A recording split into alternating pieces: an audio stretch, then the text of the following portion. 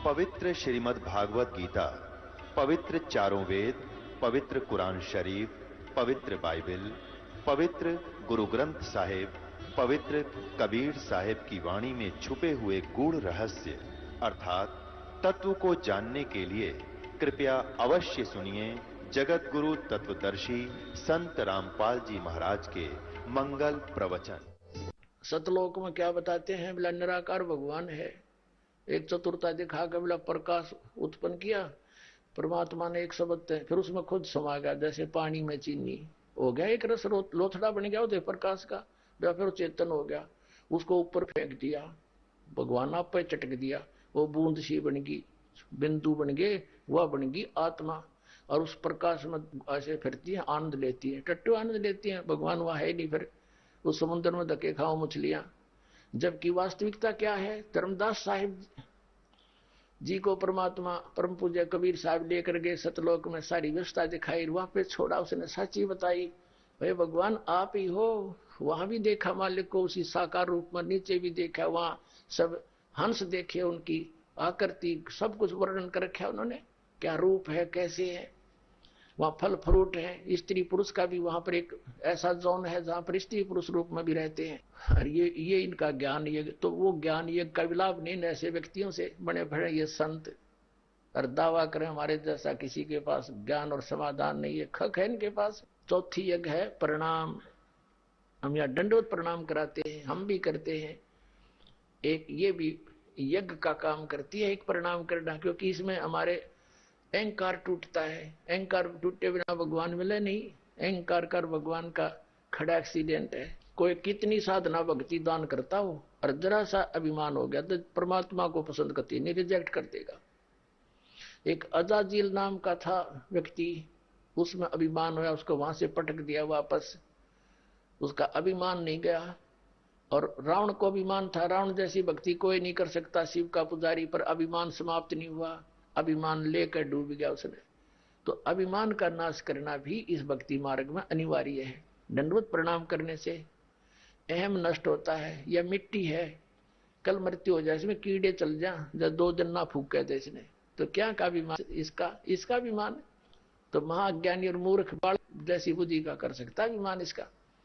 परमात्मा पाने के लिए तो शीश तक देने को तैयार है, एक परमात्मा के लिए प्रणाम करने में ये शर्म मानना है तो वो भक्त नहीं हो सकता, लेकिन वह टूटेगी शर्म यहीं आने से। जैसे फौज में भर्ती हो गया कोई बच्चा, अब वहां तो ऐसे भी चलाएंगे, पेट के बल भी चलाएंगे, क्यों? उसके बिना वो सक्सेस हो नहीं सकता युद्ध के समय जब सामना होगा, और ऐसा नहीं करता फिर काएगा फौजी, फिर वो भगा देंगे उसको, भागा देते। तो इसी प्रकार यहाँ आपकी रिहर्सल कराई जाती है, जो जब काल के साथ आपका आमना सामना होगा, जब चलने की तैयारी होगी। अब प्रसंग चल रहा है, एक यज्ञ धर्म की, दूसरी यज्ञ ध्यान, और तीसरी यज्ञ हवन की, और चौथी यज्ञ प्रणाम, और पांचवी यज्ञ ये ज्ञान की, ये अमृत ज्ञान आपको सुनाया जाता है। तो ये 500 यज्ञ करनी है, और ये सब मंत्र प्रोसेस है, ये भी करना। यज्ञ तो ये समझो जैसे ग्लूकोज होती है, कोई दीर्घ रोगी है, जीर्ण शीर्ण शरीर हो गया है, तो डॉक्टर सबसे पहले ग्लूकोज लगाते हैं कि इसका बॉडी बना रहे, और रोग काटन की, रोग नाश करने का उपचार उससे अलग है ग्लूकोज से। तो ये जो यज्ञ है, धर्म है, ये हमारी एक ग्लूकोज समझ लो। इसके साथ साथ फिर ये सब औषधियों का जो बताया जाएगा आपको, सब कर्म, ये भी आपने सेवन करनी है, ये पूजा यानी साधना करनी है। तो अप्रसंग चल रहा था कि 500 यज्ञ, और ये प्रथम 7 मंत्र आपको दिए जाएंगे, क्योंकि अब तो मोक्ष कराना आपका, पहले तो आपका मनुष्य जन्म ही आपको दिलाना था, संसारिक सुख दिलाने थे, इसलिए 5 नाम आपको आदेश दिया था परमात्मा ने आपको देने का, महापुरुषों को। तो अब ये 7 मंत्र का फर्स्ट बार आपको मंत्र दिया जाएगा, आपसे फिर कहा जाता है इसकी भक्ति करो 4 महीने में, और 4 बार आके, या 1 वर्ष तक हमने टाइम रख दिया इसका, 1 वर्ष तक जैसे दूर देश में है, वो 4 बार आना पड़ेगा आपको, क्योंकि श्रद्धा का पता चलता है, भगवान के साथ का पता चलता है। आप जितनी श्रद्धा से इस प्रथम मंत्र का जाप करोगे, जो फर्स्ट टाइम हम देते हैं दीक्षा, अगर सच्चे दिल से पूरे विश्वास से करोगे तो आपको आए मिलने लाओगा भगवान, इतनी व्यवस्था कर देगा आपकी, घर में भी सुख, शरीर में भी सुख, कहीं काम करोगे आपको 10 रुपए का लाभ 100 रुपए का होगा और बीमारियां हट जाएंगी। और तो फिर आप सोचोगे भाई भगवान ने मौज करती, चलो मालिक के दरबार में। तो ऐसी श्रद्धा बनेगी। और जो 1 साल में भी 4 रुपए नहीं आ सकता, फिर उसको भगवान ने साथ दिया नहीं है, अभी उसका कोई डिफेक्ट है, उसकी भक्ति में त्रुटि है, तो उसको सतनाम वो अनमोल वस्तु नहीं दी जा सकती। तो इस प्रकार ये फर्स्ट मंत्र का प्रोसेस पूरा हुआ। फिर दूसरा हम सतनाम देते हैं 2 मंत्र का, जिसमें एक ओम एक तत्संकेतिक। गीता जी अध्याय नंबर 17 के श्लोक 23 वाला अब आ गया। तो जो ओम है यह सरपुरुष की साधना है ब्रह्म की, और जो तत् है जो गुप्त आपको जिसने सतनाम मिल गया उसको ज्ञान है, बार बार नहीं बताऊंगा। तो वो जो दूसरा मंत्र है तत्, वो है अक्षर पुरुष की साधना। हमने इस काल के लोग से जब चलना है तो त्रिकुटी पर पहुंच गए। त्रिकुटी जब हम पहुंचे तो हमने 10वां द्वार पार कर लिया। अब ये 10वां द्वार त्रिकुटी में पहुंच गया, खुल गया जाकर के। अब इसके बाद सामने एक और रास्ता, उसमें लोक ला रखा ब्रह्मरंध्र है, वहां 3 रास्ते हो जाते हैं आगे चल के, जिसको त्रिवेणी कहते हैं। तो बीच वाला रास्ता है वो आगे जाता है ब्रह्मलोक में, उसको ब्रह्मरंध्र कहते हैं। वो और किसी मंत्र से नहीं खुलेगा, इस 2 अक्षर के मंत्र से खुल जाएगा। वो सतनाम वाले 2 अक्षर के मंत्र से खुल जाता है। तो फिर वहां पर परमात्मा साथ होगा त्रिकुटी पर आपके। तो 2 अक्षर का जो मंत्र है ओम और दूसरा तत्संकेतिक। ओम मंत्र की कमाई जो साधना भक्ति की इस ब्रह्म को दे देंगे, और यज्ञों की जो हमने यज्ञ कर रखी है वो बच गए, जो हमारे यज्ञों का प्रतिफल हमें यही मिल जाता है अधिकतर। फिर भी बहुत यज्ञ हो जाती, फिर भी बच जाते, तो वो आगे जाने वाली सतनाम की कमाई में परमात्मा कन्वर्ट करवा देते। उसमें इस दास के रूप में त्रिकुटी पर परमात्मा आ जाएंगे और आपको कहेंगे आओ बच्चा। आपको पता नहीं लगेगा हमारी मृत्यु होगी, आप तो गुरु जी के साथ और बहुत भगत दिखाई देंगे। जैसे पुराने पहले के साथी भी आपको ऐसे लगेंगे जैसे हम इनसे अभी मिले थे कुछ दिन पहले। वो मालिक के साथ आते हैं वहां तक, ताकि उसको ये ना पता लगे मैं मर गया, कोई आस्था ना रह जाए नीचे वाले परिवार में, फिर उल्टा ना आ जाए। तो वहां धर्मराज के दरबार में जाएंगे, न्यायाधीश के दरबार में परमात्मा इस दास के रूप में आपको लेकर के, जो वहां पहुंच गया त्रिकुटी पे मृत्यु के उपरांत, वहां कहेंगे भाई ले तुम्हारा विधान है, ये कानून देख। गीता जी का 18वें अध्याय का 66वां श्लोक दिखाएंगे, एक ले पढ़, सर्वधर्मान प्रीतजमाम एकम शरणम व्रज। आप पकड़ो, तुम्हारे सत्र की ये कमाई लो ओम नाम की, और ये गौ की ये संभाल, और छोड़ो इनका अकाउंट क्लियर करो। तो वो अकाउंट वहां क्लियर कराया जाएगा। फिर मंत्र रह गया वो तत् सांकेतिक मंत्र, उसकी कमाई। फिर उसके साथ फिर तीसरा मंत्र ये सारनाम है। ये जो तीसरा मंत्र है 2 तो अक्षरी हो गए, एक वो सारनाम है। ये सारनाम कहो, आदि नाम कहो, सार शब्द कहो, नी शब्द कहो, अकय शब्द कहो, इसको विधेय शब्द कहो। जैसे कबीर परमेश्वर जी यहाँ आए, वो विधेयी थे और देह थी उनके, उनकी विलक्षण देही थी। धर्मदास जी ने कहा था कि आप कह रहे हो मैं विधेय हूं और दिख देही, तुम कहो साहेब विधेयी और दिख आप कह देही, तो कैसे आवे मन में रह, ये कैसे मानू मैं। तो परमात्मा ने कहा मेरा हाथ लगा के देख। धर्मदास जी से कहा था पकड़ ले, ऐसे गए जैसे रुई हुआ कर आर पार आज नो मुट्ठी में पूरी दाबी दी, मुट्ठी मुट्ठी रहेगी और दे नो की नो, फिर छोटा जिटीज। तो कहने लगे या देही विलक्षण देही है। तो यो विधेय शब्द है, ये इस मालिक का मंत्र है, इसके पाने का साधना है। ये मंत्र है, ये इसलिए इसको विधेयी शब्द कहते हैं, नी शब्द कहते हैं, विलक्षण शब्द कहते हैं, आदि नाम कहते हैं। सदा का यही मंत्र है। आदि नाम माने सदा का, सार नाम माने मुख्य नाम, असली मंत्र। तो सही सार मंत्र यानी सार है यही पार करेगा। तो ये जो सार नाम है ये भी जाप करने का, लेकिन इसकी विधि अलग है। जैसे गीता अध्याय नंबर 17 के श्लोक नंबर 23 में लिखा है कि ओम तत्सत इति निर्देश है ब्रह्मण तिर्विध समर्थ है। उस सचिदानंद घन ब्रह्म के पाने का इस 3 मंत्र की साधना का निर्देश है, नथिंग एल्स। और इसके साधना की विधि भी 3 प्रकार है। जैसे 2 अक्षर का मंत्र ये श्वास एक श्वास छोड़ने बाहर, एक अंदर लेंगे। ये हो गया दो तरह का सिमरण। और तीसरा वो केवल सुरत और नृत्य से जाप करना है। और जब हम भंवर गुफा में पहुंच जाएंगे, जब हम जैसे 10वां द्वार तो हो गया पार, ब्रह्मरंध्र पर लोक लग गया है, आगे फिर लोक लग गया है, एक पूरे 5 ब्रह्मांडों का एक ग्रुप बना रखा है इसने, वहां फिर एक लोक ला रखा है इसने 2, और फिर तीसरा लोक लगा रखा है, उन 20 ब्रह्मांडों को अलग से रोक रखा है। चौथा लोक है जब उस अक्षर पुरुष के लोक में प्रवेश करेंगे हम, वो 11वां द्वार है। उस 11वें द्वार पर भी लोक है। तो इस सारनाम से, ये जो सारनाम है, इससे 11वां द्वार खुलेगा ना, खुल ही नहीं सकता। इस सार नाम से, आदि नाम से जो दास आपको देगा, वो सिमरण करना, उसकी कमाई से खुलेगा। 2 अक्षर के मंत्र में जो एक मंत्र है, ओम का तो हमने दे दी ब्रह्म को कमाई, उसकी भक्ति की। और फिर जो दूसरा तत्व है उसका टैक्स देंगे हम, उसके लोक से पार करने का। किससे? अक्षर पुरुष का जो लोक है उसका बहुत अक्षेत्र है, 7 शंख ब्रह्मांड है उसके, तो उनको पार करने का वो किराया है उस दूसरे मंत्र का। सतनाम में 2 अक्षर है ना, उसका वो किराया है उसके वहां तक जाने का, वो पहुंचा देगा फिर हमारे को उस बर्म द्वार पर जा छोड़ देगा।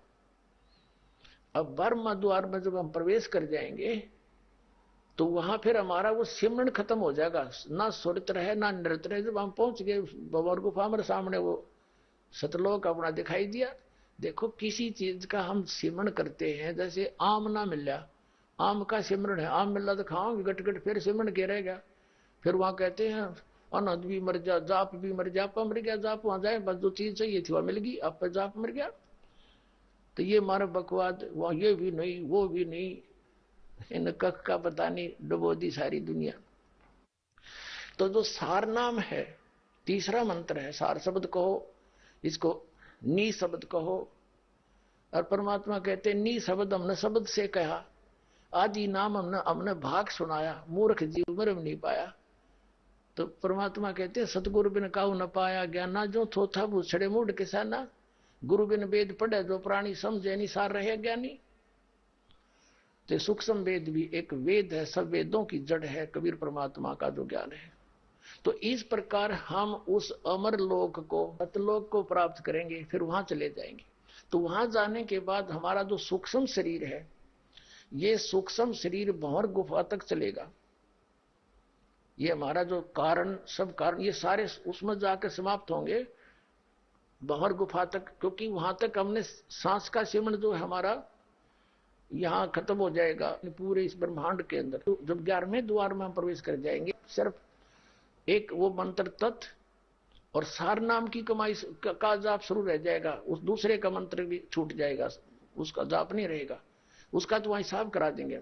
फिर हम सार नाम के सारे वहां पहुंचेंगे भंवर गुफा में, भंवर गुफा से हम प्रवेश कर जाएंगे सतलोक में। वहां जाने के बाद वो सार नाम जो है उस बर में द्वार को खोलेगा, तब हम उसमें प्रवेश करेंगे सतलोक में। ये कंप्लीट कोर्स है। इन अन्य गुरुओं से प्रश्न किया जाता है, क्या आप जी ने वेदों को पढ़ा है, जाना है? कहते खूब पढ़ा है, हमने खूब जाना है। तो इनसे पूछा जाता है कि वेदों में परमात्मा निराकार है या साकार? तो ये सभी कहते हैं जो वेदों के जानने का दावा करते हैं, पढ़ने का दावा करते हैं, कहते हैं उसमें परमात्मा निराकार लिखा है। और कुछ एक यहां तक कहते हैं कि वेदों में केवल 3 लोक तक की बात कही है, चौथे लोक की बात नहीं कही है। तो उन्होंने खाक पढ़ा वेदों को।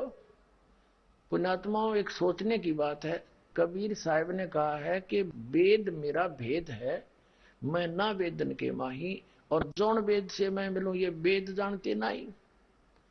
कबीर साहब कहते हैं ये वेद है चारों, ये मेरा ही भेद है, मेरी जानकारी है विशेष, लेकिन इनमें वर्णित विधि से मेरी प्राप्ति नहीं हो सकती, इसलिए उन वेदों में मैं नहीं, क्योंकि उनसे मिल नहीं सकता। जैसे यजुर्वेद अध्याय नंबर 40 के अंतिम अध्याय है यजुर्वेद का 40वां, और उसके 10 से लेकर 12 में तत्वदर्शी संत की महिमा बताई है। वेद ज्ञान दाता भी ये ब्रह्म है। वो कहता है कि कोई तो परमात्मा को संभवात माने जन्म लेकर यहाँ आने वाला कहता है, जन्म लेकर अवतार धारण करता है, वो साकार मानते हैं। और कुछ कहते असंभवात, यानी उनका जन्म नहीं होता, वो निराकार बताते हैं। कहते हैं उस परमात्मा की यथार्थ स्थिति वो साकार है, अवतार धारण करता है कि ना करता है, वो निर्गुण है कि सरगुण है कि इस तरह परे है, उसको तत्वदर्शी संत बताएंगे। उनसे पूछ ले, मैं नहीं जानता। धीराणाम माने तत्वदर्शी संत, ज्ञानी पुरुष। और वही वेदों वाला ज्ञान श्रीमद् भगवद गीता में है। श्रीमद् भगवद गीता अध्याय नंबर 4 के श्लोक नंबर 34 में कहा है, वो तत्वदर्शी संत बताओगे उस तत्व ज्ञान को जो भगवान स्वयं आकर ज्ञान देता है, वो अपने मुख से बोलता है। ऋग्वेद मंडल नंबर 9 सूक्त नंबर 86 के मंत्र 26 और 27 में, ऋग्वेद मंडल नंबर 9 सूक्त 82 के 1, 2, 3 मंत्र में, ऋग्वेद मंडल नंबर 9 सूक्त 20 मंत्र 1, ऋग्वेद मंडल नंबर 9 सूक्त 96 के 16 से लेकर 20 में, ऋग्वेद मंडल नंबर 9 सूक्त 94 यानी 94 के मंत्र 1 में, ऋग्वेद मंडल नंबर 9 सूक्त नंबर 1 मंत्र 8 और 9 में, और भी अनेकों स्थानों पर। उनका सबका सारांश ये है कि परमात्मा सतलोक में तीसरे मुक्ति धाम में रहता है। तीसरा मुक्ति धाम कौन सा हुआ? तीसरा लोक नहीं। जैसे एक लोक तो है इसका ब्रह्म का, सरपुरुष का, सारा क्षेत्र 21 ब्रह्मांड का, और दूसरा जो है 7 संग ब्रह्मांड का, ये अक्षर पुरुष का, वो परब्रह्म का। ये एक लोक तो है सरपुरुष का, ब्रह्म का, 21 ब्रह्मांड का, ये पूरा एक लोक है, एक धाम समझो। और फिर दूसरा है अक्षर पुरुष का 7 संग ब्रह्मांड का क्षेत्र, ये दूसरा लोक हो गया। वैसे तो प्रत्येक ब्रह्मांड में अलग लोक हैं, उन लोकों का यहां संबंध नहीं है। अब तीसरा लोक है अमरलोक। ये ऊपर के जो लोक हैं अमर, जो अजर अमर हैं, वो सारा एक लोक है, वो भी 4 भागों में विभाजित है। सतलोक भी फिर 3 डिवीजन है सतलोक के अंदर। तो ये कंप्लीट स्पिरिचुअल नॉलेज है जो दास बताने जा रहा है। तो उसमें क्या बताया कि वो परमात्मा ऋग्वेद मंडल नंबर 9 सूक्त नंबर 96 के मंत्र नंबर 18 और 19 में और 20 में, पहले तो कहा वो तीसरे मुक्ति धाम में बैठा है, परमात्मा विराजमान है। और फिर कहा कि वो चौथे लोक में भी रहता है, चौथे लोक में वही परमात्मा चौथे धाम में भी है। अब वहां से चौथा धाम यानी सतलोक से ऊपर, सतलोक 1, अलखलोक 2, अगमलोक 3 और चौथा अकेलोक, उसमें भी वो परमात्मा विराजमान है। वह सिंगल अकेले रहते हैं मालिक वहां पर। और वहां से सबकी फिर नीचे सतलोक आ गया चौथे नंबर पर, ऊपर से चौथा, नीचे से चौथा अके है। तो नीचे वाले सतलोक से फिर परमात्मा ने सब रचनाएं नीचे की है और सतलोक की है। ऋग्वेद मंडल नंबर 9 सूक्त 96 के मंत्र 18 और 19-20 में तो तीसरा और चौथा लोक बता दिया। वहां तीसरे का अर्थ ये ऐसे दास ने बताया आपको, ऐसा है कि एक लोक ब्रह्म का, सरपुरुष का, दूसरा अक्षर पुरुष का, 7 संग ब्रह्मांड का, ये भी उसका अलग लोक है, इसका अलग लोक। और तीसरा वो ऊपर के चारों के चारों अमरलोक, अविनाशी लोक वो। और फिर ऋग्वेद मंडल नंबर 9 और सूक्त नंबर 86 के मंत्र 27 में बताया कि वो परमात्मा वो सतलोक से चलकर आता है, अपने रूप को हल्का सरल बना लेता, क्योंकि वहां तो इतना तेजोमय शरीर है भगवान का, करोड़ सूर्य मिला दे, करोड़ चंद्रमा, एक रोम की शोभा। वैसे रोमकूप का संकेत है यहाँ पर, एक रोमकूप की इतनी शोभा मालिक की। और नीचे आता जब हल्के तेज पुंज का रूप बनाकर आता है, जैसे गरीबदास जी कहते हैं, तेज पुंज अन्य हल्का तेज पुंज दे धरकर इस विध हमको भेंट ही, इस प्रकार हमें मिलते हैं। ये वेद बताते हैं वो अपने रूप को सरल करके आता है। और किस उद्देश्य से आता है? अच्छी आत्माओं को मिलता है, नेक आत्माओं को, और उनको उपदेश देता है, उपदेश देने के उद्देश्य से, ज्ञान देने के उद्देश्य से। और वो परमात्मा धूलोक के तीसरे पृष्ठ पर विराजमान है। अब ध्रुव लोक के तीसरे पृष्ठ पर, ध्रुव माने उस तेजो में लोक के, सतलोक के तीसरे भाग में, जैसे भी आपको बताया डिवीजन है सतलोक में, एक पहला डिवीजन है चारों तरफ, उसमें बाग बगीचे, हीरे पन्ने के पहाड़, बहुत सुंदर झरने, यहाँ कोई उसका पट्टर नहीं जिसके तुलना कर सके। फिर उसके दूसरा जो डिवीजन है, दूसरा जो पोर्शन है, भाग पृष्ठ, उसमें दूसरे भाग में ये ऐसी सृष्टि है नर और नारी की, यानी ये तो डुप्लीकेट है, यहाँ तो कुछ भी सांग नहीं है, जो वहां सारा सुख है आपको।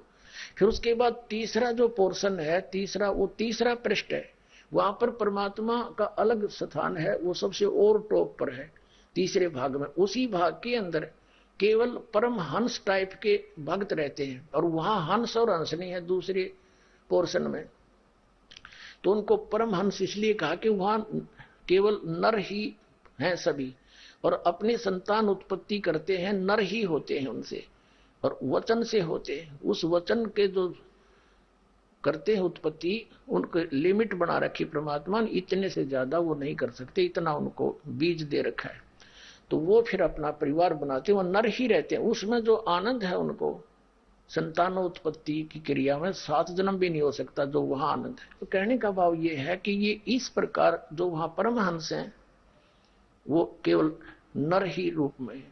उसके बाद बहुत बड़ा विस्तार, उतना ही विस्तार क्षेत्र, बहुत लंबा चौड़ा, यानी इस काल के 21 ब्रह्मांड तो वहां न समझ ले, बहुत इस सारे 12 एकड़ जमीन में बड़े हुए आश्रम की एक माचिस जितने स्थान समझ ले, इतना है वहां का वो क्षेत्र जहां हंस और हंसनी रूप में परमात्मा के बच्चे रहते हैं, यानी सृष्टि है। अब जो हम चल रहे हैं प्रसंग पर आते हैं, तो ये जो अज्ञानी है, इन कख पता नहीं, कबीर पंथी है, इनको परमेश्वर कबीर जी की वाणी का ज्ञान नहीं, पढ़े लिखे हैं, पढ़ते हैं, कख नहीं पता, सट्टे मारे।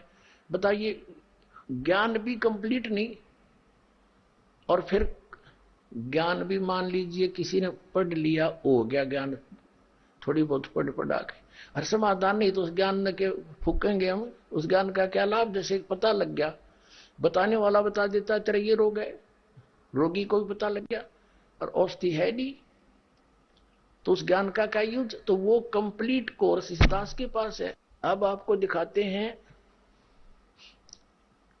वेदों में क्या लिखा है। परमात्मा साकार है, नर आकार है, मनुष्य दृश्य है, उस सह शरीर है, उसका नाम कबीर है।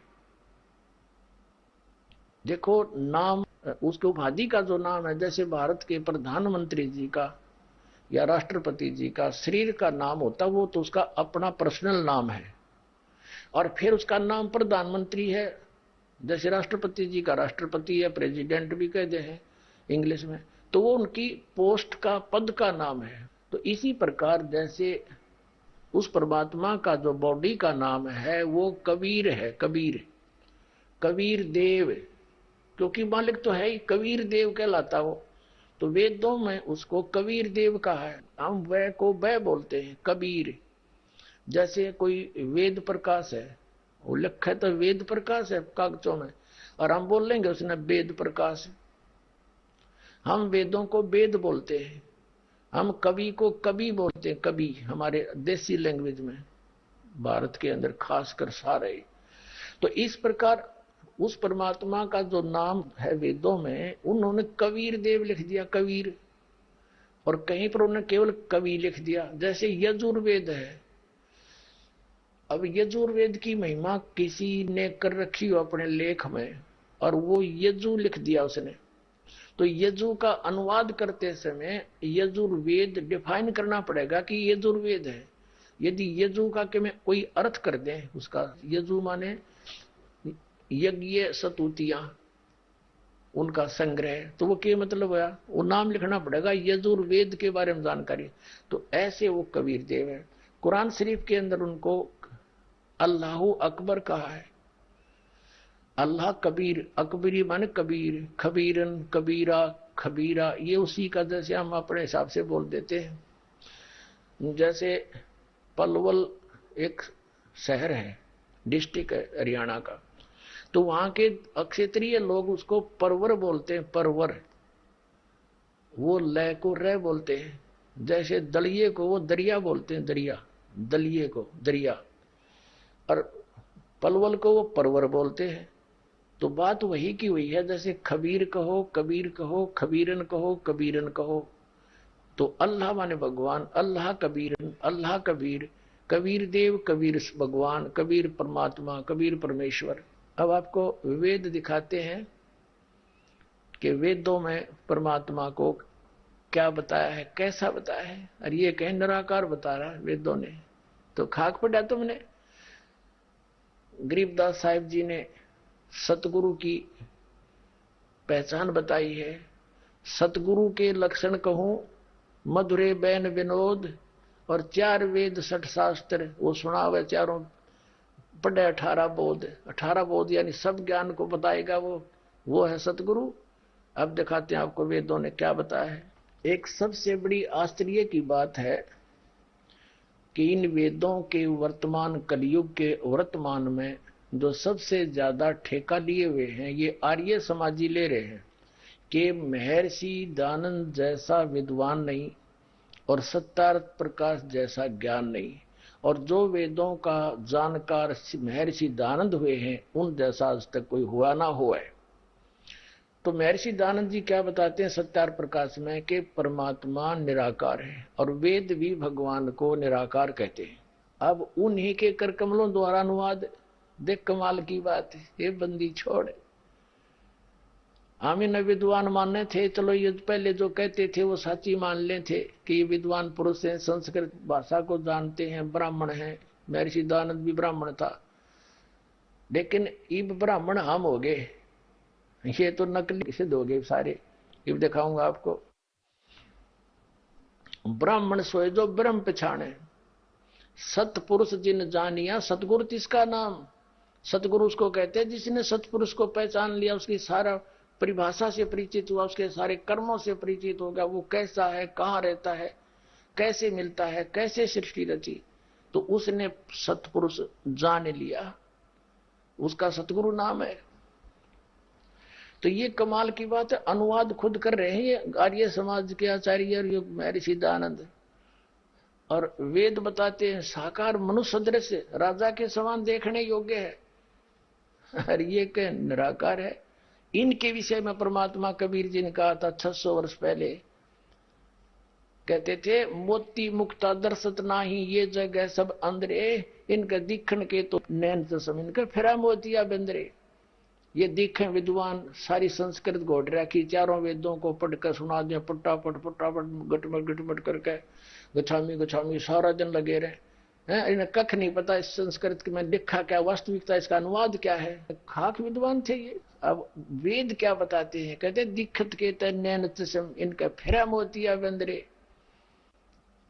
जैसे किसी का मोतिया बंद हो जावे, आंखें सवस दिखाई देती है, बहुत अच्छा दिखता होगा इसको, उसको दिखता कुछ नहीं। 600 वर्ष पहले कहा करते परमात्मा कि ये तुम जिन इन पंडितों को, मंडलेश्वरों को, इन धर्म गुरुओं को, आचार्य और शंकराचार्यों को, मंडलेश्वरों को तुम विद्वान मान रहे हो, इनका मोतिया बंद है अज्ञान का, इन्हें कख नहीं पता, तुमने विद्वान दिखाई देते हैं, ये कुछ नहीं जानते वेदों और गीता के बारे में, तुम्हें मूर्ख बना रहे। इसी बात का विरोध करवा दिया था उन नकली ऋषि में ऋषि गुरु ब्राह्मणों ने परमात्मा के साथ सितम ढाए थे। अभी ये कोशिश ने अब फिर रिवाइज किया था, वो कर्म क्रोथा कांड करवाया था इन आचार्यों ने, इन्हीं नकली गुरुओं ने जनता को भ्रमित कर दिया। मुख्यमंत्री क्योंकि आर्य समाजी है, इसका दुर्भाग्य था, इसने अभिराज प्राप्त होना था, पाप का भागी बन गया, दुष्टों के साथ लग के, नाचारियों के साथ, झूठे कपटियों के साथ लग गए। तो इन्होंने यही कोशिश की थी कि तुम्हारे अज्ञान की पोल खोल दी रामपाल ने, दानंद की कति खाल तार दी अज्ञान की हैं, और मार दो इसको, आश्रम का नाश कर दो, इसका प्रचार बंद करवा दो। इनकी मीटिंग हुई वहां मुख्यमंत्री के साथ बैठ के, तो इन्हें फिर स्कीम बनाई, आश्रम को पराक्रमण करवा दिया, झूठ बोल कर दुनिया में बका के वहां ये गंदा कर्म होता है, ये होता है। आश्रम छीनना था, मुझे मारना था, मालिक की दया होगी, को, और इस दास से मजदूरी लेनी होगी इस परमात्मा ने, और मरना तो 60 साल की उम्र होगी। आज्ञा तो आदमी हुई मर लिया बिना हमारा, 60 साल पाछे कुछ जीने का नहीं। बस थोड़ा सा ये दास का ये प्रचार अधूरा रह जाता, ये दुख होता, मरने का दुख नहीं दास को, ये प्रचार अधूरा रह जाएगा जिससे पूरे विश्व का कल्याण होगा। लेकिन वो मालिक साथ होता है, उसको कोई नहीं बिगाड़ सकता। हमने कोई चोरी करी ना, जारी करी ना, कोई किसी का ठगी करी नहीं, परमार्थ के लिए शीश दे रखा है, तो हम हार में कैसे हो सकते हैं? फिर तो भगवान का जो नामो निशान मिट जाएगा, पिछले इतिहास सब गलत हो जाएंगे। नहीं, ऐसा नहीं हो सकता। तो अब इनकी दाल गली नहीं, क्योंकि भगवान का कंप्लीट साथ दास के सिर पे हाथ रहा है उनका, इन बच्चों के ऊपर। और जितने भी दास के शेष हुए थे, 1 लाख 10 लाख 5 लाख जिसे थे, वो सारे परिचित थे सच्चाई से, क्योंकि यहाँ लाखों लोग आवे और यहाँ गलत काम हो, दोबारा ना आवाज में 20 जगह वो बुराई कर दे दूसरे की, तो कहने की भी आवश्यकता ना पड़े। तो उस सच्चाई का, अरे सच्चे ज्ञान का भगवान के हाथ का ये परिणाम निकला। आश्रम भी छीन लिया, दास को झूठा केस बना के जेल में ठोक दिया, 21 महीने रखा कि इसका नाश कर दो। मारना था, मार नहीं सके, मालिक की दया रही। आश्रम तहस नहस करवा दिया, सारा लुटवा दिया, करोड़ों का सामान था बच्चों के दान का, वो पापी उठा ले गए। अपने आत्माओं, अब देखो मालिक का रिजल्ट देखो। फिर आश्रम पर आक्रमण किया, हमें मारने के लिए आए और हमारे ऊपर केस कर दिया। वो झूठे केस ने घसीट रहे हैं, कोर्ट में भी उसके ऊपर विचार विमर्श होते रहते हैं। कोई बात हुई या कोई बात नहीं, हम परमात्मा विश्वास रखते हैं, एक दिन मालिक न्याय दिवा होगा हमारे को, ऐसा दिवा होगा दुनिया देखेगी। अपने घर पर बैठे हम, आश्रम से बाहर नहीं दिखा रखे, चलान में भी केस बना रखे उसमें भी कि ये आश्रम के अंदर थे, और 148-49 धारा हमारे बुला रखी है। कोई विद्वान हो, बैठा हो, सुनता हो, वो तो जो एडवोकेट है, जज हैं, ये खूब समझते हैं 148-49 धारा कहाँ लगती है, और 302 की केस बना दिया हमारे पर। अब उन्होंने जब ये देखा कि रामपाल ना तो मरा और ये तो बच गया, तो उन्होंने खुद एक लड़के को मार दिया। शराब शुरू पे आगे ला रखे थे आक्रमणकारी कि रामपाल को फंसाने का यही तरीका है। वो उन्होंने खुद मारा दुष्टों ने, और नाम हमारे लिख दिया। वो तो इसकी इतिहास बताती है, उसका जो लेबोरेटरी टेस्ट बताता है उस बच्चे की मृत्यु कहाँ हुई है, लड़के की, व्यक्ति की कितनी दूरी पर हुई है। वहां आश्रम के हथियार, वो हथियार की गोली नहीं जा सकती। अपने बचाव के लिए हवाई फायर किए थे हमारे वक्ता ने। किसके बचाव के लिए? बूढ़े बुजुर्ग बालक हैं, बीमार, यहाँ सारे बीमार से मार आते हैं। किसी कैंसर हो रहा है, किसी की कोई बीमारी है, कोई छोटे छोटे नवजात शिशु, बूढ़े बूढ़े 3 दिन तक भूखे मरते रहे वहां पर, औषधि वालों को औषधि नहीं मिल पाई। हम ये नहीं कहते ये कोई मालिक की रजा थी और ये दिखाना था मालिक ने अपनी सामर्थ्य है, लेकिन हमारा एक नियम है मालिक का कि जो तो को काटा वो है, ताको वो तो फूल तो है, फूल के फूल है, वाह को है त्रिशूल। हमने कोई द्वेष नहीं उनसे, और वो भी नाम लेंगे, उनको भी देंगे, उनका भी कल्याण करेंगे। हमारा उद्देश्य कल्याण करने का है। अज्ञानता में पता नहीं कौन क्या क्या गलतियां कर देता है, हमें कोई मलाल नहीं है। हमारा काम सही चल गया मालिक की दया से, प्रचार हो जाए हमारा बस। फिर बेसिक मार दिए दास ने 2 साल के बाद, एक बार डूंडा उठ लेने दो, फ्री हो जाए काम फिर मेरा। तो कहने का भाव ये है कि सच्चाई से परिचित है जनता, इनकी दाल दिगली। 600 साल पहले परमात्मा के साथ वो कैर तोले थे, कबीर साहब के साथ पहले तो गंगा में डाला, बांध जुड़ कर नहीं मरे, बंधन टूट गए सारे। परमात्मा जल के ऊपर विराजमान है। फिर तोप के गोले 4 पैर तक 12 घंटे हो तोप के गोले ला दिए, क्योंकि गंगा के बीच में थे वह। गंगा का कम से कम 500-600 फुट का क्षेत्र है, बीच में 250 फुट दूरी पर तोप माने, वहां से गोला को वहीं गिर जा, कोई दूर जाकर गिरा, और फिर भी आंख ना खुली हो, भगवान है, मूर्खो क्यों अपने कर्म बिगाड़ रहे हो। तो वही अब परमात्मा जो ज्ञान दिया करते थे, वो ज्ञान आज दास बता रहा है, प्रमाण कर रहा है सदग्रंथों में। अब देखिएगा, अब ऋग्वेद दिखाते हैं जो आर्य समाज के आचार्यों और महर्षि दानंद द्वारा अनुवादित है वेद, और उनमें साकार लिख रहे अपनी कलम से, यह मालिक न दया करिए आपके ऊपर, उनकी बुद्धि पर पत्थर घेर दिए। उनकी उस दुर्बुद्धि पर पत्थर घेर दिए जिसमें वो निराकार बताया करते थे। लिख दिया न्यू का न्यू, जो अनुवाद सही कर दिया। और उनकी अपने अनुभव और उनका अपना प्रचार है कि परमात्मा निराकार है। वेद बताते हैं परमात्मा साकार है, राजा की समान बैठा है वह सतलोक के अंदर, राजा के समान वो दृष्टि को दिखाते हैं। ये देखिएगा ऋग्वेद। प्रकाशक हैं सार्वदेशिक आर्य प्रतिनिधि सभा, महर्षि दानंद भवन, रामलीला मैदान, नई दिल्ली से। महर्षि दानंद सरस्वती कृत, ये अनुवाद कहते हैं महर्षि दानंद ने कर रखा है, वो तो बाद में बताएंगे कैसे क्या है। मुद्रक है Prince offset printers, 1510 Pataudi house, Daryaganj, नई दिल्ली से। अब इसके हम आपको ले चलते हैं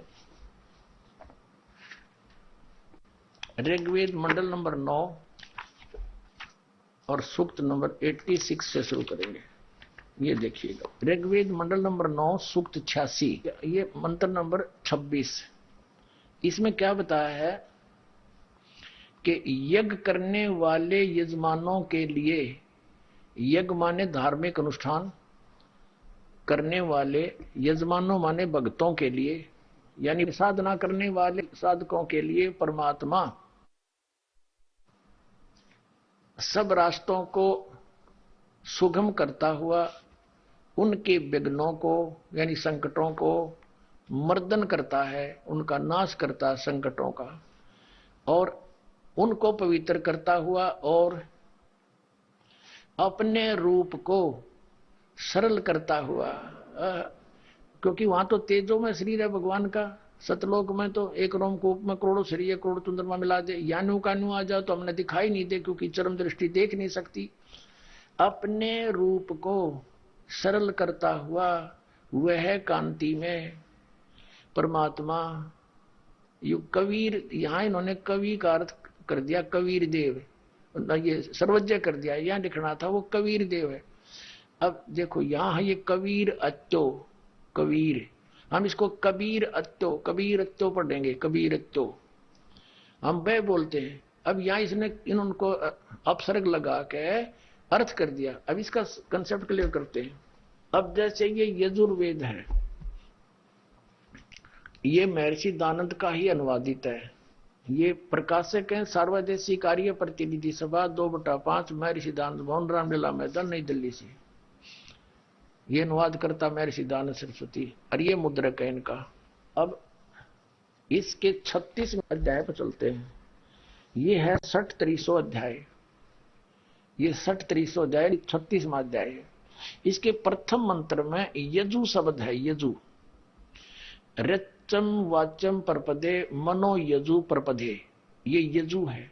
इसका अनुवाद किया महर्षि दानंद ने, बिल्कुल सही, जहां ये विचलित नहीं हुए वहां सही अनुवाद कर दिया। यजु का अर्थ कर दिया यजुर्वेद, बिल्कुल ठीक है, क्योंकि यहां इसका कुछ अर्थ कर देता, यजु का कुछ भी अर्थ कर सकते हैं, यज्ञ स्तुतियां, भक्ति की मार्ग, वो कुछ भी लिख सकते हैं इसका, लेकिन यहां लिखना था क्योंकि यजुर्वेद की महिमा है, यहां लिख दिया यजुर्वेद, सही कर दिया। तो ऐसे ही जहां कवि लिखा है ना अक्षर लगा के, वहां लिखना पड़ेगा कबीर देव। अब हम फिर आगे हैं ऋग्वेद पे, यजुर्वेद रख दिया हमने, अब ऋग्वेद पर आगे हैं। इसी में उधर एक ये सिद्ध करना था, ऋग्वेद मंडल नंबर 9 सूक्त 86 का मंत्र 26 है ये।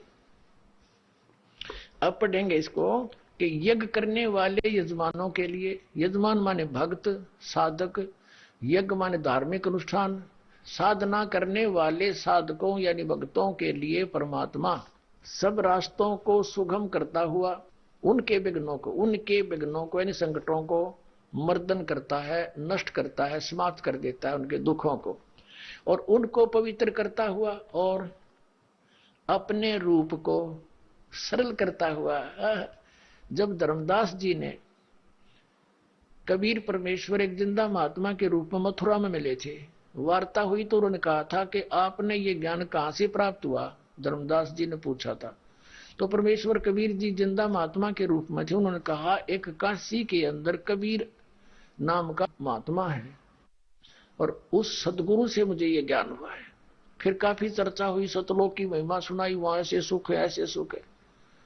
तो धर्मदास जी ने कहा भगवान एक बार मुझे वो स्थान दिखा दो, तेरा अमरलोक कहाँ है आपका, इतना नहीं देख लूंगा, विश्वास दृढ़ नहीं हो सकता। तो परमात्मा ने कहा तू प्रथम मंत्र ले मेरे ते, जब मैं ले जा सकता हूं अग दे दो। तो उनको प्रथम मंत्र दिया था उसने, चौका बाद में होता है सतनाम के समय। अब वो प्रथम मंत्र दिया, सतलोक लेकर गए, वहां जाकर मालिक ने लीला करी, क्योंकि वहां ऐसी सृष्टि है, भगत हैं सारे। उनसे कहा एक भगत से कि इनको दर्शन करा के लाओ भगवान के। अब उनका नहीं संकेत कर दिया, जिक्र ना करना कि भगवान है, अब उल्टा बोलेगा यहां से। तो वो लेकर गए भगत, उसके साथ कई जने इकट्ठे होकर खूब प्यार से सीने से मिले उसके, आजा भगत देख यहाँ कितना सुख है। तो क्या देखा, सिंहासन के ऊपर परमात्मा बैठे, तेजों में शरीर में करोड़ सूर्य मिला दे, करोड़ चंद्रमा, एक रोमकूप का इतनी शोभा है। और सिंहासन पर सफेद सिर पर मुकुट है, छत्र है, ऊपर पूरा गुम्बद बना हुआ बहुत बड़ा मंदिर नुमा, और बीच में बैठे दाता। और वही नौके ने जो नीचे से आए थे वो स्वरूप, कपड़े अलग थे, रूप ने होगा नोचेरा वही। अब उन सोचे तो वही भगवान है। तो उन सब ने बता के परमात्मा थे तेरे साथ जो आए थे, ये जा रहे हैं नीचे, तुम्हें ज्ञान देने के लिए गए थे।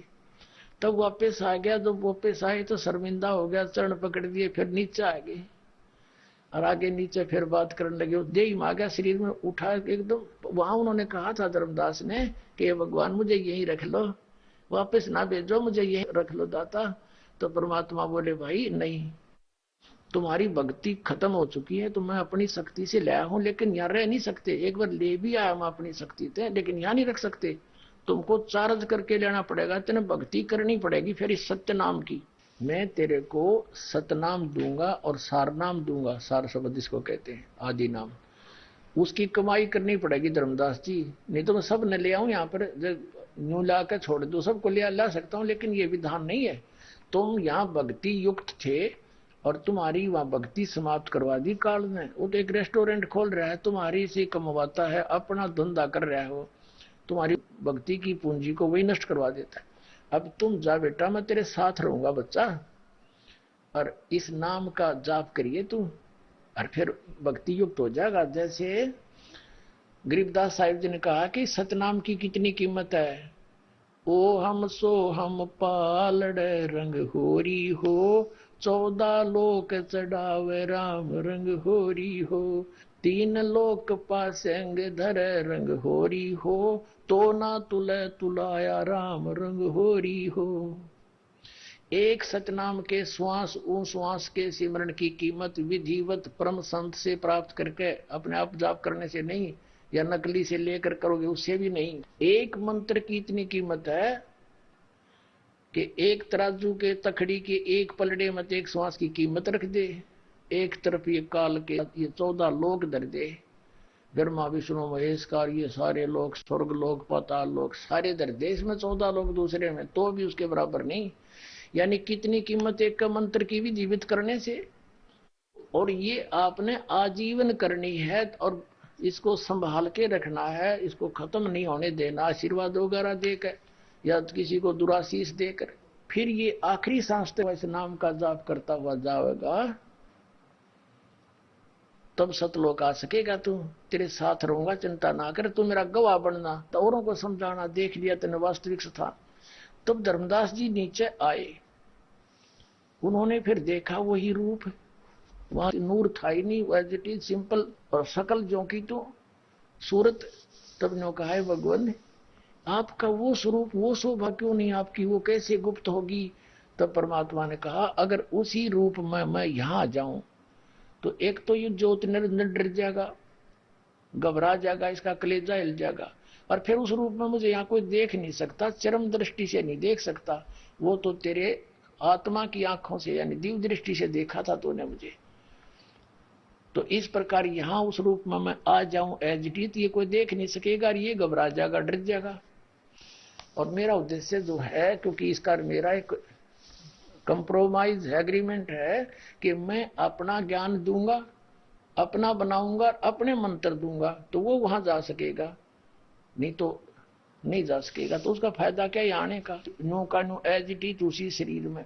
इसी बात की गवाही ये वेद दे रहे हैं कि वो परमात्मा अपना रूप को सरल करके आता है, सरल करके, यानी हल्का तेज पुंज का बना करके आता है और तब हमको मिलता है। ये गरीबदास साहिब जी कहते हैं, तेज पुंज तन दे धरकर इस विध हमको बैठी, तेज पुंज का हल्का दे बनाकर वो हमको बैठी। और ये प्रमाण वेद बता रहे हैं, देखिएगा। ऋग्वेद मंडल नंबर 9 सूक्त 86 का हम मंत्र 26 पढ़ रहे हैं।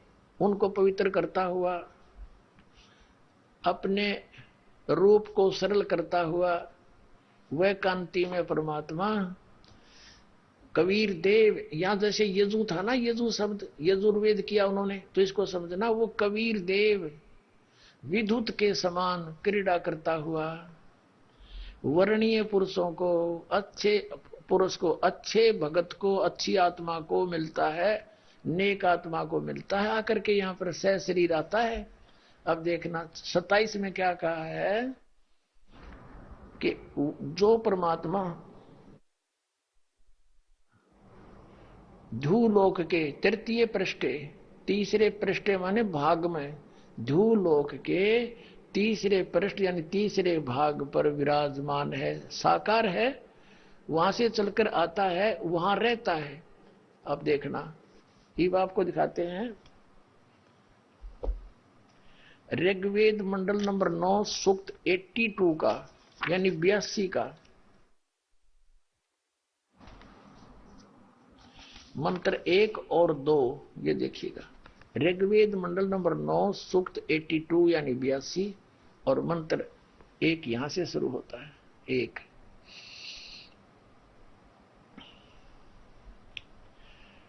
इसमें क्या लिखा, जो सर्वोत्पादक प्रभु, सर्वोत्पादक माने सबका उत्पन्न करने वाला, जीवों की उत्पत्ति भी वही करता है और सब ब्रह्मांडों की उत्पत्ति वही करता है, प्रकाश रूप सद्गुणों की वृष्टि करने वाला, पापों का हरण करने वाला, वह राजेव, राजा के समान राजेव।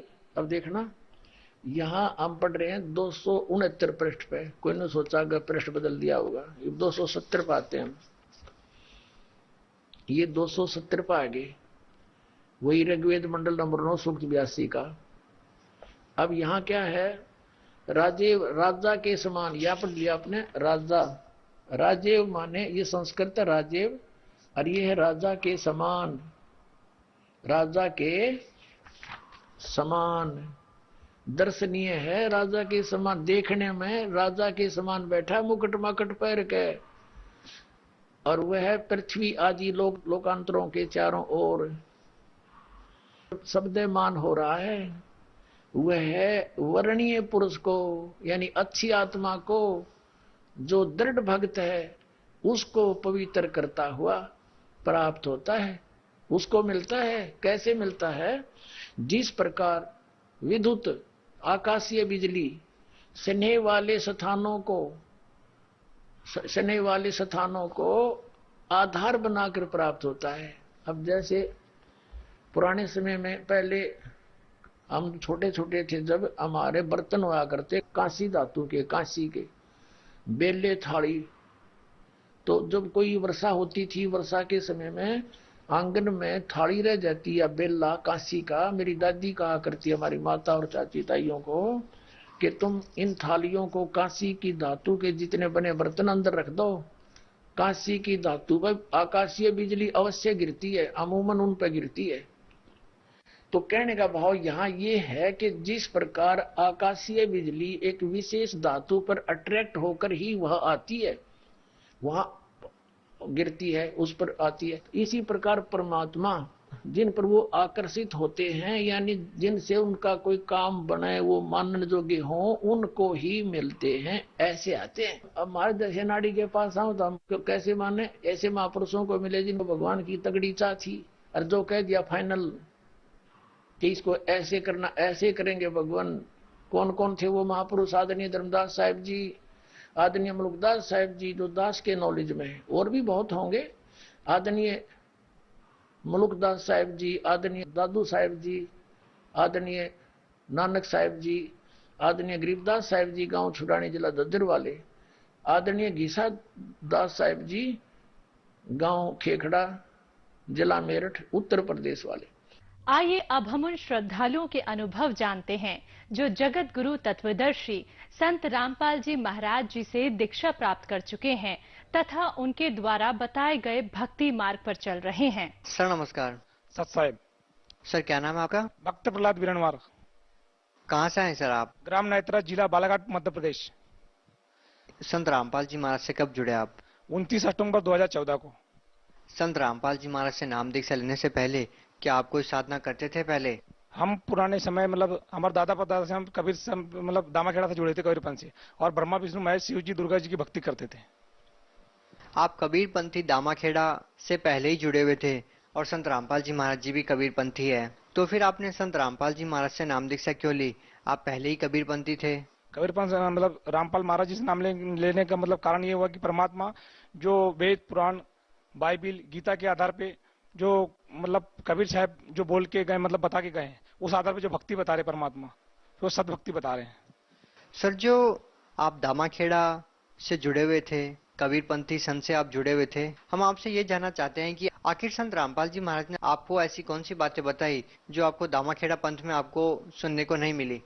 संत रामपाल महाराज जी ने हमें वो साधना भक्ति बताई जिससे हमें दामाखेड़ा में कुछ मतलब वहाँ का कोई आधार है नहीं, उसका शहर पर कुछ भी नहीं है। सर बात अगर आधार की जाए तो संत रामपाल जी महाराज ने जो आपको भक्ति विधि दी है उसका क्या आधार है? उस भक्ति का मोक्ष पाने का आधार है और आध्यात्मिक लाभ और मोक्ष पाना है, उससे अपना सतलोक घर लौटना है वापस। सर देखिए, लोग भक्ति इसलिए करते हैं, गुरु इसलिए बनाते हैं ताकि उनको आध्यात्मिक सुख मिले, मानसिक सुख मिले, भौतिक सुख मिले। हम आपसे जानना चाहेंगे कि संत रामपाल जी महाराज से नाम दीक्षा लेने के बाद आपको क्या लाभ मिले? संत रामपाल जी महाराज जी से नाम लेने के बाद मेरी बेटी का मतलब मर चुकी थी समझो, उसको वो भूत प्रेत से परेशान थी। हम लोग अपनी जमीन जायदाद बेच के उसको सुधारने की कोशिश, कोई आराम नहीं मिला। हमको एक भगत जी जगन्दास हमारे गांव में, उनने बोले कि आप सत्संग सुनो और हमारे साथ बरवाला चलो आप। उनके साथ हमने सुनी, सत्संग सुने कुछ दिन तक, फिर बरवाला आए। बरवाला में हमने संत रामपाल महाराज जी से नाम दीक्षा लिए। मेरी बेटी आज अच्छी हो गई और मैंने 17 मार्च में भी रमणी करवाया बैतूल आश्रम में आके। सर आपने रमणी का जिक्र किया, संत रामपाल जी महाराज अक्सर इस बात को लेकर सुर्खियों में भी रहते हैं कि वो दहेज प्रथा मुक्त एक भारत बना रहे हैं और अपने अनुयायियों की शादी बिल्कुल दहेज मुक्त कर रहे हैं। आपने अभी रमणी का जिक्र किया, ये रमणी क्या है? रमणी सर बिना दहेज से मतलब दहेज के नहीं लेना है, दहेज किसी को देना नहीं है और मतलब फिजूल खर्च नहीं करना है। डीजे ड्रामा ये जो कर रहे हैं, हम जमीन बेच के कर रहे हैं, कहीं ब्याजी पैसे ला रहे हैं, वो कर रहे हैं, वो करके नहीं। संत रामायण वेद के शास्त्र के आधार पे रमणी करवाते हैं। सर आप कुछ रिपोर्ट साथ में लेके आए हैं, ये रिपोर्ट्स किस बारे में है? सर मेरे बेटे को कैंसर हो चुका था 27 अप्रैल को। मैं डॉक्टर को बालाट में दिखाया, बालाट में कोई आराम नहीं मिला। फिर मैं नागपुर गया, नागपुर में बीएम गुप्ता डॉक्टर है, स्पेशलिस्ट है, उनसे मैंने दिखवाया तो उन्होंने मुझे बोला कि आप एमआरआई कराइए। एमआरआई कराया, वहां से एमआरआई में 1 घंटे बाद जो रिपोर्ट आई उसमें कैंसर निकला। कैंसर निकले से मैं इतना परेशान हो गया, मैं घबराहट हो गया। घबराहट होने से मैं सर वहीं गिर गया फट से। तो डॉक्टर साहब ने मुझे रात भर अपने वहां रखा और रखने के बाद मेरे बेटे को मैं रात भर वहीं रुका। सुबह उन्हें आवेदन बनाए और मेडिकल हॉस्पिटल ले गया। मैं डॉक्टर साहब को बोला खर्च कितना आएगा, तो बोले 5 लाख रुपए आएंगे। डॉक्टर साहब मैं कहाँ से लाऊंगा 5 लाख रुपए? तो फिर उन्हें मेडिकल मतलब आवेदन दिए, आवेदन वो बनाए मतलब उन्हें, और मैं गया मेडिकल हॉस्पिटल, वहाँ पे एडमिट किए। उन्हें रिपोर्ट 10 दिन के लिए पहुंचाए। हाँ 10 दिन बाद मेरे 1 ही लगा मेरा। तो फिर मैं वहीं रहा। फिर मैंने परमात्मा से अरदास लगाया, परमात्मा मैं आपकी शरण में आ गया हूँ और मेरे बेटे को ये हो रहा है यार, बाप डॉक्टर से डॉक्टर, बड़े डॉक्टर हो आप, अविनाशी हो, सभी दुखों तार को मेरे बेटे का दुख तार दो आप। कुछ दिन बाद परमात्मा वहीं हम 1 महीना तक मेडिकल में रहे और उसके बाद मैं अरदास लगाया। वहां से अरदास है कि आप परमात्मा ने बोला रामपाल महाराज जी ने कि आपको परमात्मा दया करेंगे। मेरा बेटा 15 दिन बाद ठीक हो गया और उसके बाद मैंने डॉक्टर ने पीठ ठोका कि यार ऐसा कैसा हो गया। उन्हें जब वो रिपोर्ट करवाई, हमारे फिर से करवाए, उसमें पूरा नॉर्मल रिपोर्ट आई। ये रिपोर्ट है हमारे पास, ये रिपोर्ट है डॉक्टर बीएम गुप्ता की। ये उन्हें लिखे कैंसर नाक में नोज लिखे थे। उसके बाद उन्हें मेडिकल का दिए, मेडिकल में शासकीय विद्यालय महाविद्यालय नागपुर का दिया है। ये उसके कैंसर का रिपोर्ट आई थी। आज डॉक्टर की वो रिपोर्ट नॉर्मल हो गई और वो नॉर्मल से मैंने फिर बाद में हमारे और करवाया। ये हमारे में फिर 15 दिन बाद ये हमारे करवाया तो नॉर्मल आया। डॉक्टर बोले ऐसा कैसा चमत्कार हो गया? मैंने बोला हमारा ये संत रामपाल महाराज के चमत्कार है जो हरियाणा बरवाला में है, हम वहां से उनसे दीक्षा लिए आए हुए हैं। सर इस आधुनिक युग में लोगों को ये बात पे यकीन करना मुश्किल हो जाता है कि एक संत के आशीर्वाद देने से, उनसे नाम दीक्षा लेकर भक्ति करने से आखिर कैंसर जैसी भयानक बीमारियां कैसे ठीक हो सकती है। लेकिन आपकी रिपोर्ट्स इस बात को प्रमाणित करती है कि आपके बेटे को कैंसर था और संत रामपाल जी महाराज से नाम दीक्षा लेने के बाद वो ठीक हो गए। सर, हम आपसे ये जानना चाहेंगे कि आखिर एक संत के आशीर्वाद से, उनसे नाम दीक्षा लेने से आखिर ये लाभ आप लोगों को जो मिल रहे हैं, ये कैसे मिल रहे हैं?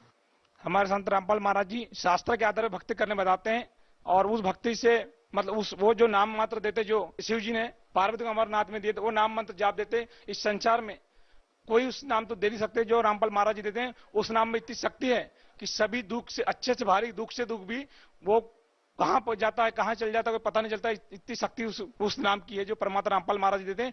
जगत में कोई नहीं दे पा रहा है आज उनका जवाब और उत्तर। और वो मतलब उनकी साधना इतनी वो है कि उनका नाम से ही बीमारियां, भूत प्रेत दूर भाग जाते हैं।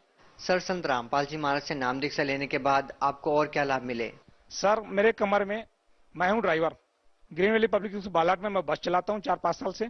मैं टायर खोल रहा था, अचानक मैं लीवर घुमा रहा था, मेरे कमर में एक मतलब ऐसी हड्डी में कट सी आवाज आई थी।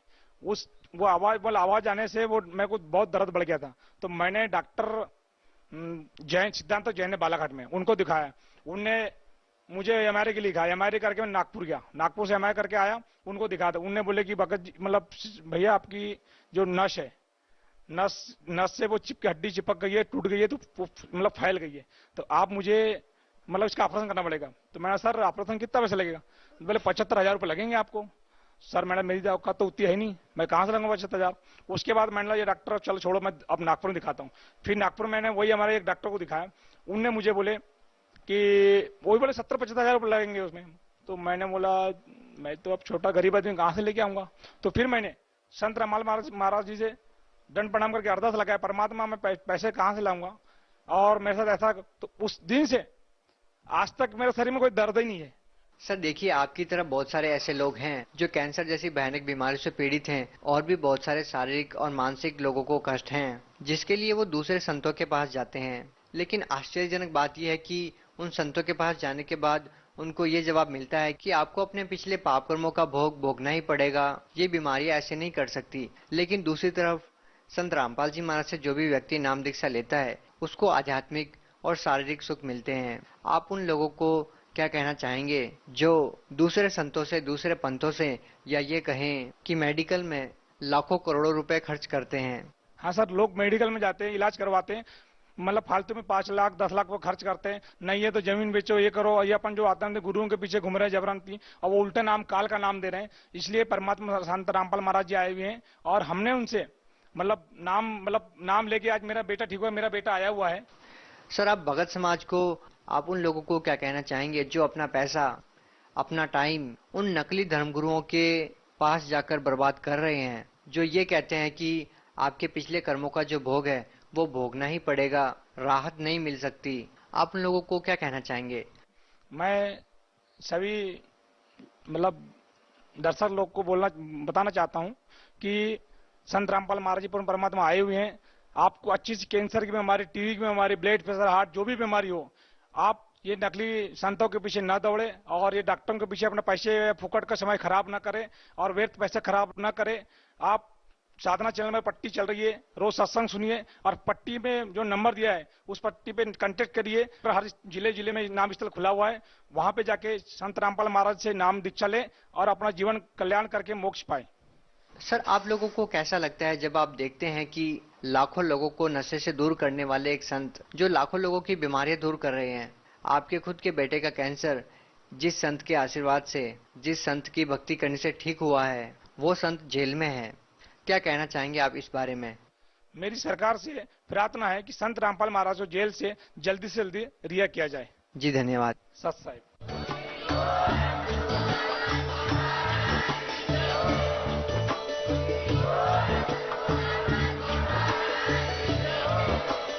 आप सुन रहे थे जगत गुरु तत्वदर्शी संत रामपाल जी महाराज जी के मंगल प्रवचन। अधिक जानकारी के लिए विजिट कीजिए हमारी वेबसाइट www.jagatgururampalji.org। संत रामपाल जी महाराज जी के शुभ आशीर्वाद से पूरे विश्व भर में 500 से भी ज्यादा नाम दीक्षा केंद्र हैं, जिन पर संत रामपाल जी महाराज जी द्वारा ऑनलाइन निःशुल्क नाम दीक्षा दी जा रही है। अपने नजदीकी नाम दीक्षा केंद्र का पता करने के लिए